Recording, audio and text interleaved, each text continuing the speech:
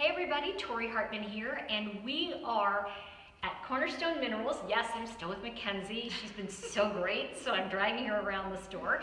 And this week what we want to do is, I thought we'd do something a little different. I thought we would pull from the Chakra Wisdom Oracle Toolkit and just kind of randomly flip to a page. And I pulled, she's gonna just fall over here. I pulled the self-worth card, which is the story of the mighty salmon chair. And before we get into that, I was really attracted to this selenite, and I wanted to ask you what it means so I can blend the two energies in this conversation. Selenite is a great stone for connecting with your higher self. So it cleanses and activates your chakras and really connects you to that divine presence of yourself. It's a wonderful stone to use for gridding around the house for protection, or in your room, or anything like that. But it's known for its cleansing abilities and its ability to really connect you to those higher planes. So that's a wonderful way of segueing in, because I just said, well, let's do a meditation, and of course I walked over to this stone. So one of the things I want to share with you this week is to really become aware of the energies of where you're led. So sometimes we can trigger that with a stone, sometimes we can trigger it with a card. But most often, it's the meditation and the frequency of stepping into the vibrational frequency of that card or that moment for you.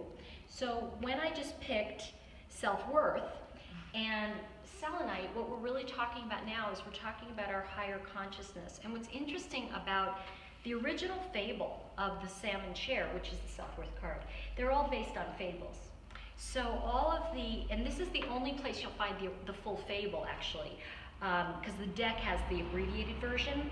So what I want to tell you all really quickly, because I know, I have to tell you all, Whitney's working with me and she's holding the camera and she's so patient. So thank you, Whitney, because we didn't have a tripod for her, so she's like, So what I want to say is that the thing about the self-worth card that's very powerful when we're mixing these energies is to step into and be on the wavelength in that moment with the card and the stone. So if we take the energy of this stone, and we know it's higher consciousness, right? I want you all to notice that we're stepping into this energy and we're upping the vibration.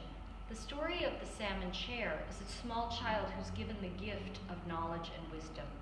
And she's desperate to tell others in her tribe that she's got this wisdom, and they don't believe her. They don't believe that she could see the salmon chair. They don't believe that it's her who has this gift. They don't believe. And ultimately, I think what happens to a lot of us is that we get crushed under others not believing in something that we feel or know. And I want to just share with you the idea of knowing versus belief. Beliefs are against this energy. Knowing it is solid. This small child in the great salmon chair fable actually knows she's seen it. So she crawls into bed at the end of the fable, and as she goes to sleep, the great salmon chair appears again. And what that means is lightning strikes twice. You'll always get another chance if you step into your knowing. So what I'd like you all to remember this week is nothing's lost. It's just taking its cycle to come back to you. And anything emotionally that is meant to come to you for healing or for your upliftment, it will come to you and it will stay with you. And so I'd like you all to just go into this moment with us. And we're just going to do a very brief, I'm just going to take you through the meditation, which says, close your eyes and see the great salmon chair. Breathe as you slowly sink into it. Are you clenching anything? Let that go. Let go of the tension anywhere in your body.